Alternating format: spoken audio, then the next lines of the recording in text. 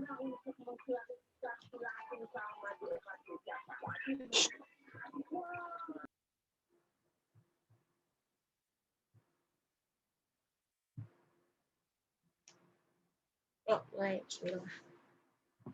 Assalamualaikum warahmatullahi wabarakatuh. Perkenalkan, kami dari kelompok 6 yang beranggotakan Tiurma Herlina Sinurat, Adelina Ariko Herunisa, Devi Andriani, Eriko Sitorus, Fadila Amelia Putri, dan Aditya Pratama. Di sini kami akan mempresentasikan materi tentang dasar-dasar manajemen tentang rencana kerja PT DDM tahun 2021.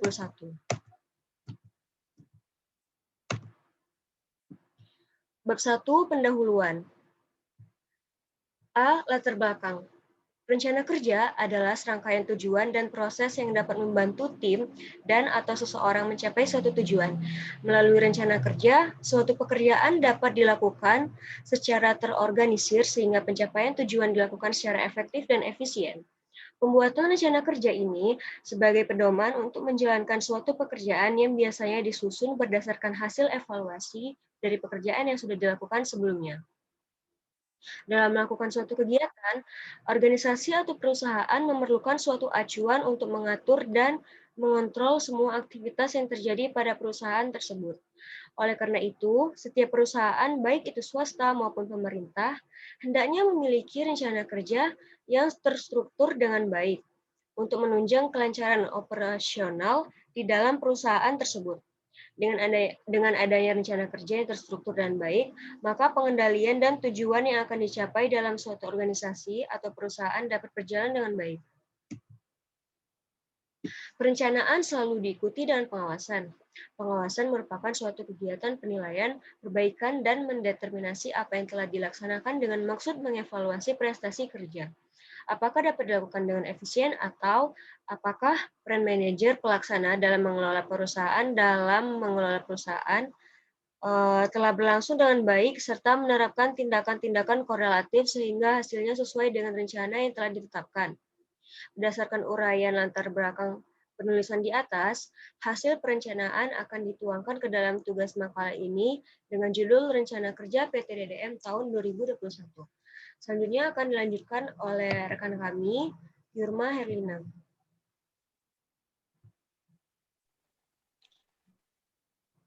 Yang B, rumusan masalah. Yang pertama, apa rencana kerja yang akan dilaksanakan? Yang kedua, di mana tempat pelaksanaannya? Yang ketiga, siapa yang akan melaksanakan rencana kerja tersebut? Keempat, kapan waktu yang tepat untuk dilaksanakan? Kelima, bagaimana proses pelaksanaannya?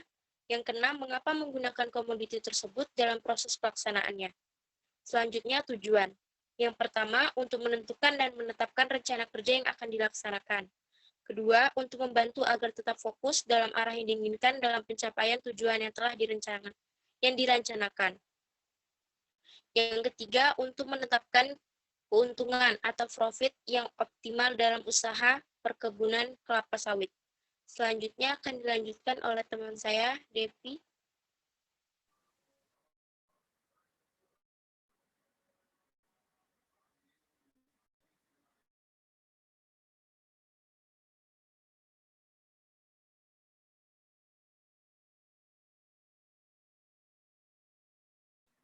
Baiklah, saya akan membahas tentang bab 2, yaitu pembahasan.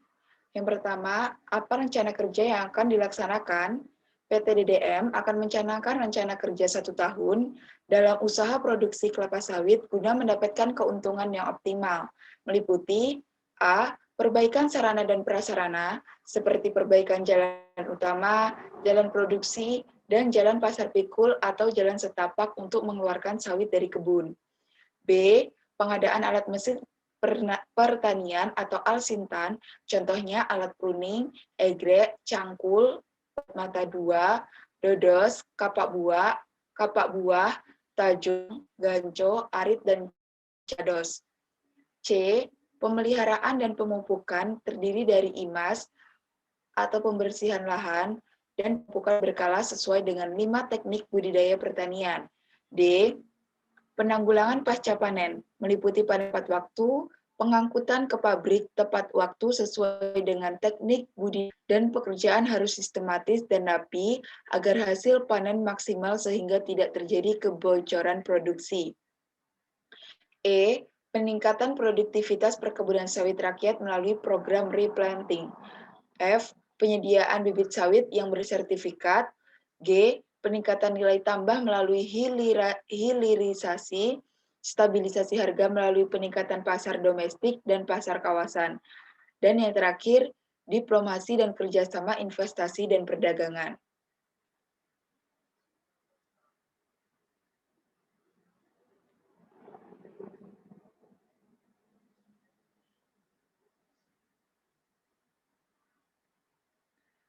Selanjutnya yang kedua, di mana tempat pelaksanaannya. Kelapa sawit dapat tumbuh subur di wilayah tertentu dan pemilihan lokasi harus mempertimbangkan semua faktor kesesuaian lahan. Pohon kelapa sawit akan tumbuh subur di wilayah tropis yang panas sepanjang tahun dengan suhu antara 28 hingga 32 derajat Celcius.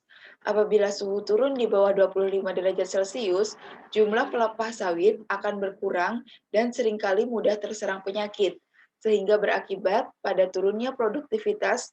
Sementara suhu yang panas membuat pertumbuhan pelepah daun yang cukup dan pada akhirnya akan menghasilkan tandan buah segar yang banyak. Ketinggian tempat yang ideal antara 1 sampai 500 mdpl. Kecepatan angin 5 sampai 6 km per jam untuk membantu proses penyerbukan. Pohon kelapa sawit juga memerlukan penyinaran matahari yang lama, memperoleh penyinaran sekitar 5 sampai 7 jam per hari. Proses fotosintesa akan kuat terjadi dan kemampuan menyerap air serta nutrisi dalam tanah menjadi lebih sempurna. Kondisi demikian mendorong daun akan tumbuh lebih besar-besar. Buah akan menjadi cepat matang dan kandungan minyak pada buah akan lebih banyak. Selanjutnya akan dilanjutkan oleh teman kami yaitu Fadila. Baiklah, saya akan melanjutkan materinya, yaitu poin ketiga. Siapa yang akan melaksanakan rencana kerja tersebut? Rencana kerja tersebut itu dilaksanakan oleh 5 golongan, yaitu manajer, asisten kepala, asisten, mandor, dan karyawan. Yang pertama, manajer. Manajer sebagai seorang yang mampu untuk mengarahkan, memimpin, mengkoordinir, serta melakukan pengembangan terhadap perusahaan dalam rangka pencapaian tujuan. Yang kedua, ada asisten kepala. Asisten kepala ini sebagai pengganti tugas manajer apabila manajer tidak bisa mengordinir kegiatan produksi. Yang ketiga, ada asisten. Asisten bertugas mengawasi hasil kerja mandor. Kemudian, mandor. Tugasnya itu melakukan pengawasan terhadap kinerja karyawan dalam melaksanakan tugas dan tanggung jawab masing-masing. Yang kedua, memeriksa dan mengevaluasi perlengkapan dan peralatan kerja. Yang ketiga, memberikan laporan yang sudah dilakukan terhadap atasan. Yang kelima, yaitu ada karyawan. Karyawan, tugasnya yang pertama, memotong semua buah matang di pohon dengan basis atau target per hari yang sudah ditentukan. Yang kedua, mengeluarkan semua buah yang sudah dipanen dari dalam ancak dibawa ke TPH yang telah disediakan. Yang ketiga, TBS disusun secara teratur di TPH dan diberi nomor si pemanen. Yang keempat, susunan TBS dibuat terpisah untuk panen yang berlainan hari meskipun pada TPH yang sama. Yang terakhir, yaitu tangkai TBS dipotong rapat, tetapi jangan sampai terkena tandan. Kemudian, poin yang keempat yaitu kapan waktu yang tepat untuk dilaksanakan. Dalam hal ini, kami akan fokus terhadap penanggulangan pasca panen, yaitu panen tepat waktu. Standar kematangan berikut ini berdasarkan jumlah brondolan yang ada di permukaan tanah. Sangat penting untuk mempertahankan panen pada interval yang pendek pada tanaman yang baru menghasilkan atau tanaman muda, karena buah akan membrondol lebih dari 10% dalam waktu 5-7 hari. Interval panen yang lama mengakibatkan banyaknya buah busuk dan jumlah brondolan yang banyak. Pelaksanaan panen yang tepat pada standar kematangan yang tepat dapat mencegah pemanenan buah mentah dan mengurangi pengumpulan brondolan-brondolan. Interval panen tidak boleh lebih dari 10 hari pada 3 tahun pertama setelah menghasilkan dan tidak boleh melebihi 14 hari pada tanaman yang lebih tua. Pada musim buah rendah, lakukan pemeriksaan ekstra agar pemanenan tidak memanen buah mentah untuk memenuhi standar borongannya. Untuk tanaman di antara panen tahun pertama sampai ketiga, paling sedikit 5 brondolan per janjang dengan interval kurang dari 10 hari. Untuk tanaman yang lebih tua, standar kematangan maksimum adalah 3-5 brondolan per janjang sebelum panen dengan interval kurang dari 10 hari. Kemudian akan dilanjutkan oleh rekan saya, Eriko.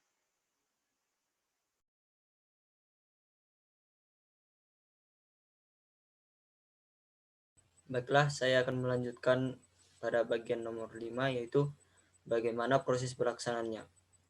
Panen merupakan salah satu kegiatan penting dalam pengelolaan tanaman kelapa sawit yang kelapa sawit menghasilkan. Selain bahan tanam atau bibit dan pemeliharaan tanaman, panen juga merupakan faktor penting dalam pencapaian produktivitas. Pelaksanaan pemanenan tidak dilakukan secara sembarangan. Kriteria panen yang harus diperhatikan salah satunya adalah cara panen. Lanjut, Der.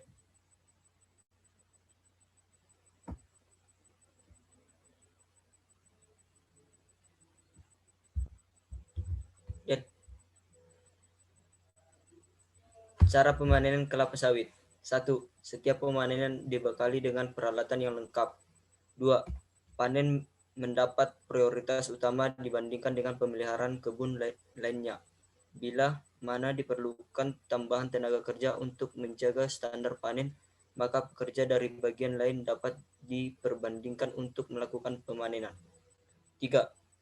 Setiap pemanenan diberi jumlah baris untuk dipanen sesuai dengan sistem panen yang diterapkan di perusahaan tersebut. Jumlah baris yang ditentukan tergantung pada umur tanaman, produksi, bulan panen, dan rata-rata kemampuan pemanen. 4. Tandan matang harus dipanen semuanya dengan kriteria 12,5-25% buah luar membrondol.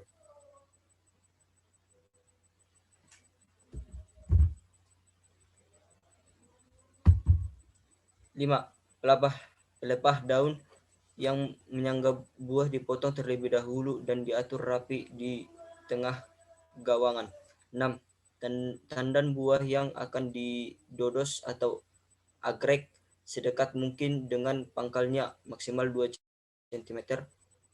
Tandan buah yang telah dipotong diletakkan teratur di pinggir piringan dan brondolan dikumpulkan terpisah dari tandan. Brondolan harus berpisah dan tidak tercampur tanah atau kotoran lain.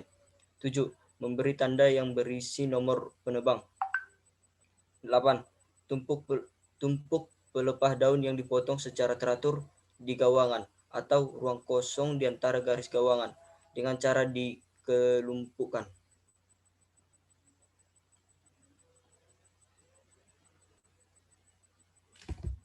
6. Mengapa menggunakan komoditi tersebut dalam proses pelaksanaannya? Tidak dapat dipungkiri, prospek industri kelapa sawit kini semakin cerah, baik di pasar dalam negeri maupun pasar dunia. Sektor ini akan semakin strategis karena berpeluang besar untuk lebih berperan menjadi motor pertumbuhan ekonomi nasional dan penyerapan tenaga. Prospek kelapa sawit memang selalu terbuka lebar. Pada pasalnya, kebutuhan kelapa sawit sangat tinggi untuk berbagai keperluan sebagai penghasil minyak masak, minyak industri, dan bahan bakar. Selain itu, kelapa sawit juga menjadi bahan baku berbagai produk seperti sabun, lilin, kosmetik, dan industri pembuatan lembaran-lembaran timah. Indonesia juga merupakan daerah yang cocok untuk pengembangan perkebunan kelapa sawit. Selain memiliki lahan yang luas, juga memiliki kesuburan yang ideal untuk perkembangan kelapa sawit.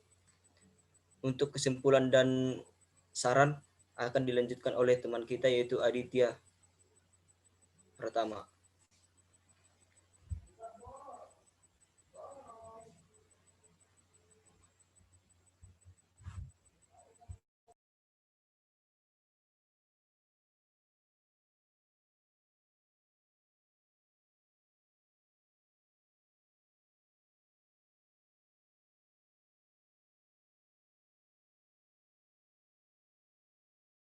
Adit, tolong di-unmute dulu.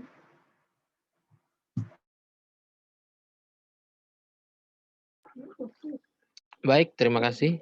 Saya akan melanjutkan presentasinya. A. Kesimpulan.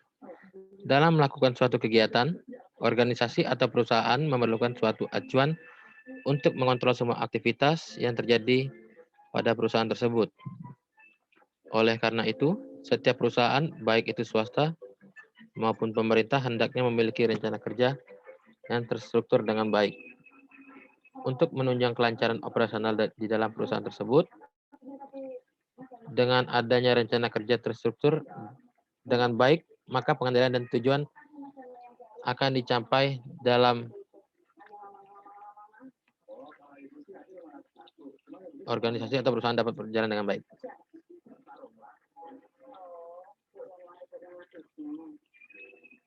Lanjut. Sektor perusahaan kelapa sawit akan semakin strategis karena berpeluang besar untuk lebih berperan menjadi motor pertumbuhan ekonomi nasional dalam menyerap tenaga. Prospek kelapa sawit memang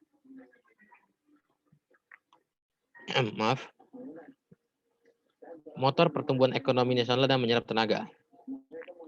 Prospek kelapa sawit memang selalu terbuka lebar. Pasalnya, kebutuhan kelapa sawit sangat tinggi untuk berbagai keperluan sebagai penghasil minyak masak, minyak industri, dan bahan bakar.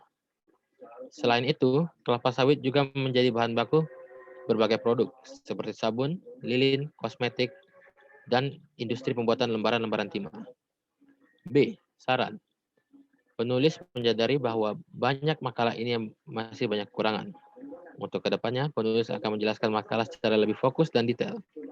Oleh karena itu, penulis meminta kritik yang lebih membangun dari para pembaca. Terima kasih. Sekian dari kami dan akan dilanjutkan dengan menjawab pertanyaan-pertanyaan yang diberikan kepada kelompok kami.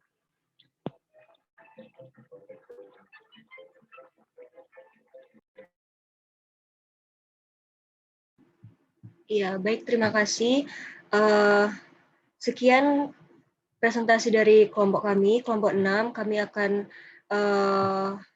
memasuki sesi menjawab pertanyaan dari kelompok lain, di mana pertanyaannya sudah kami rangkum dan akan kami jawab.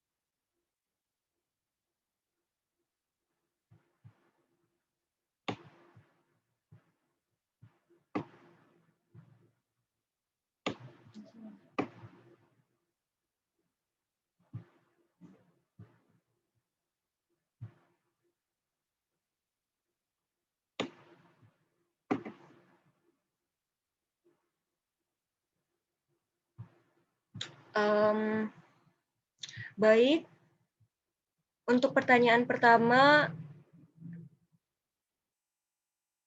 oleh Joy Rival Agatha Sinaga dengan NIM D1A020150 dari kelompok 1, di mana pertanyaannya akan dijawab oleh Saudara Adit. Pertanyaannya adalah coba uraikan bagaimana 5 teknik budidaya dalam pertanian atau perkebunan. Pada rekan kami, Adit, dipersilakan. Ya, kegiatan teknik budidaya meliputi beberapa jenis kegiatan dengan urutan sebagai berikut. Yang pertama, pembibitan, yaitu kegiatan untuk menyiapkan bahan-bahan penanaman. Dalam persiapan benih penanaman, benih yang akan ditanam harus sudah disiapkan sebelumnya. Umumnya, benih tanaman pangan ditanam langsung tanpa didahului dengan penyemaian. Kecuali untuk budidaya padi di lahan sawah. Pilihlah benih yang memiliki vigor atau sifat-sifat benih yang baik serta tanam sesuai dengan jarak tanam yang dianjurkan untuk setiap jenis tanaman pangan. 2. Pengolahan tanah. Pengolahan tanah merupakan kegiatan untuk menyiapkan media tumbuh tanaman. Pengolahan dilakukan melalui proses pembajakan atau dicangkul lalu dihaluskan hingga tanah menjadi gembur. Pembajakan dapat dilakukan dengan cara tradisional maupun mekanisasi. 3. Penanaman. Penanaman meliputi pengaturan jarak tanam, pembuatan lubang tanam, dan penanaman. Benih ditanam dengan cara ditugal atau pelubangan pada tanah, sesuai jarak tanam yang dianjurkan untuk setiap tanaman. 4. Pemeliharaan tanaman, yang meliputi penyiraman, penyiangan atau pengendalian gulma dan pengemburan, pengendalian hama dan penyakit, pemupukan, dan perwibilan. Penyiraman dilakukan untuk menjaga agar tanah tetap terjaga kelembapannya. Penyulaman adalah kegiatan menanam kembali yang bertujuan untuk mengganti benih yang tidak tumbuh atau tumbuh tapi secara tidak normal. Pembubunan dilakukan untuk menutupkan pangkal batang dengan tanah. Dan yang terakhir, panen dan penanganan pasca panen. Hingga hasil tanaman dipasarkan, panen adalah tahap terakhir dari budidaya tanaman pangan. Setelah panen, hasil panen akan memasuki tahap pasca panen. Terima kasih.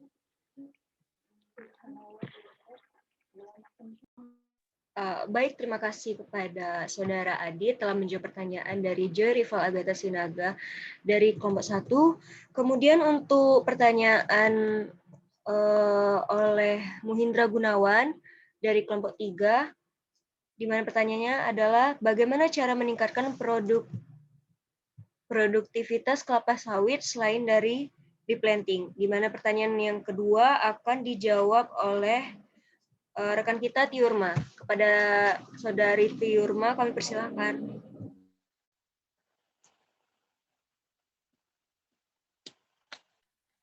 Baik, saya akan menjawab pertanyaan dari pertanyaan kedua. Replanting adalah salah satu upaya untuk mempertahankan reproduksi kelapa sawit di Indonesia. Dengan tujuan dari replanting kelapa sawit, yakni untuk meningkatkan produktivitas tanaman yang sudah menurun, dengan cara menermajakan tanamannya. Sebagai pedoman, jika reretaannya sudah kurang dari 10 ton per hektar atau per tahun, maka tanaman sudah layak diremajakan atau tanam ulang. Jika kelapa sawit sudah memenuhi kriteria untuk replanting, maka akan dilakukan penebangan dan dilakukan kembali tanam ulang atau kecil. Dan secara teknis, hal penting untuk mendapatkan perhatian petani terhadap peningkatan produktivitas kelapa sawit, yaitu dengan yang pertama pemilihan bibit unggul, tingkat kesuburan tanah, cuaca di daerah pertanian, dan bagaimana pemupukan dapat dilakukan mengikuti anjuran. Melakukan pemupukan secara berimbang. Karena itu, pengetahuan akan teknologi pemupukan pada kelapa sawit menjadi penting. Pemupukan kelapa sawit merupakan faktor yang sangat penting untuk meningkatkan produksi. Biaya yang dikeluarkan untuk memakan berkisar 40-60% dari biaya pemeliharaan tanaman secara keseluruhan. Hasil penelitian menunjukkan pemupukan mutlak dilakukan karena secara nyata dapat meningkatkan produksi dan tetap menjaga stabilitas tanaman. Agar pemupukan dapat efisien dan tepat sasaran, maka yang perlu diperhatikan adalah jenis pupuk, dosis pupuk, waktu pemupukan, metode atau cara pemupukan secara pengawasan, mutu pupuk.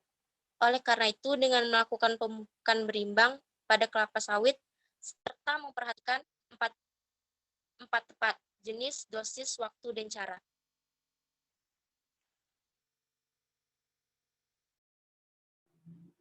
Ya, baik. Terima kasih kepada Saudari Tiurma yang telah menjawab pertanyaan dari Muhindra Gunawan. Selanjutnya pertanyaan yang ketiga, yaitu dari Ruth dari kelompok 4, di mana pertanyaannya adalah pada slide ke-6 kalian mengatakan dalam pemupukan kelapa sawit harus berkala sesuai dengan 5 teknik budidaya pertanian.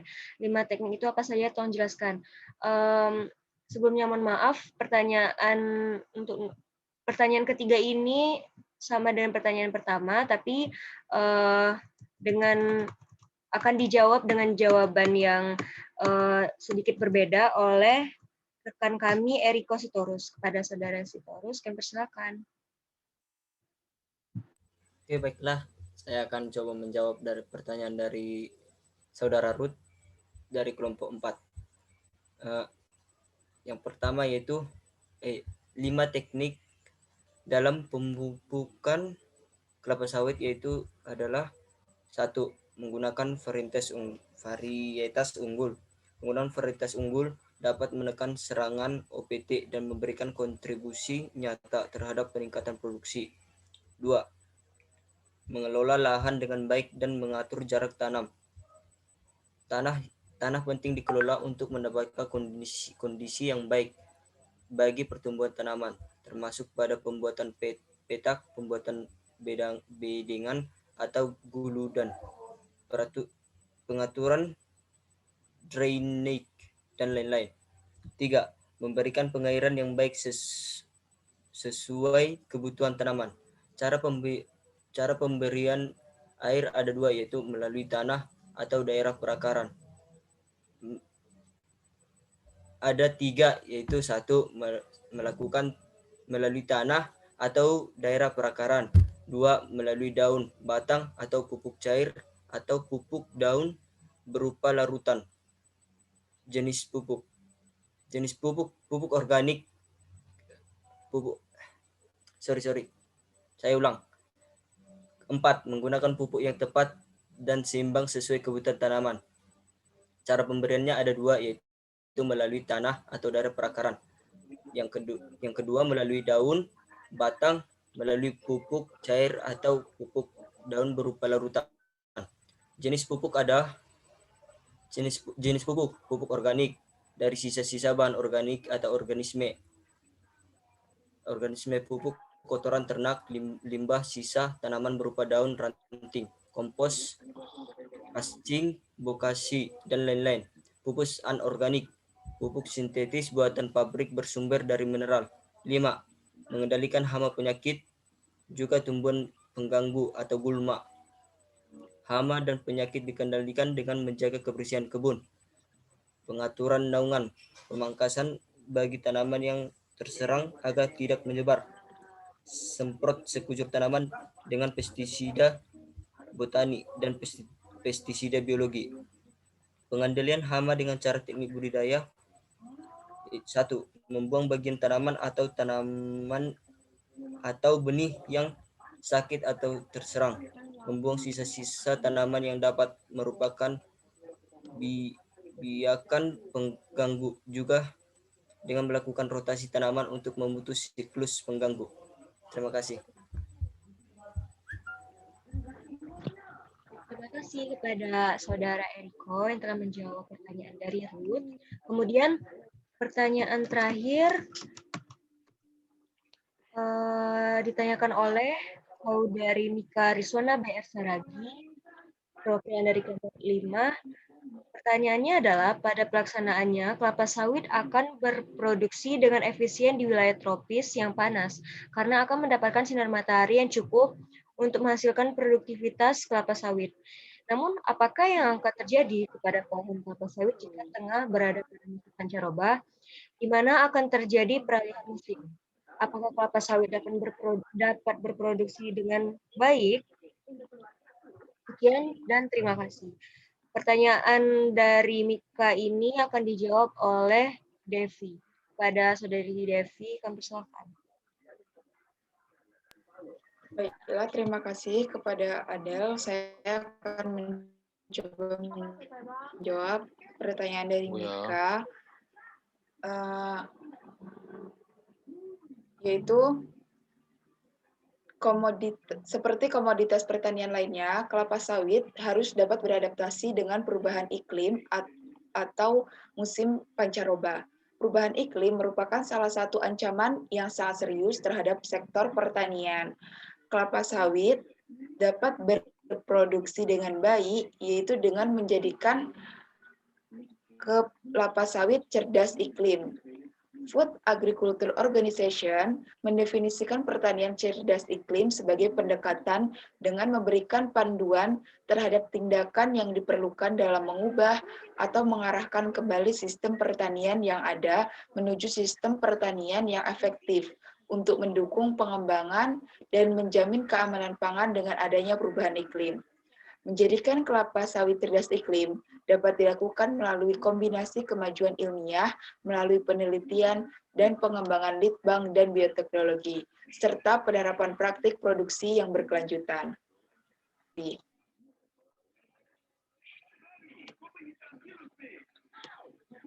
Terima kasih atas jawabannya dari saudari Devi. Semoga bermanfaat.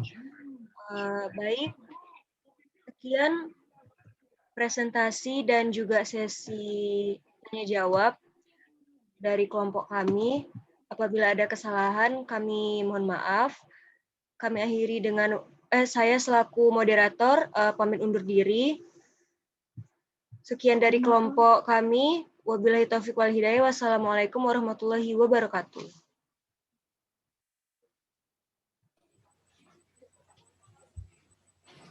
Terima kasih.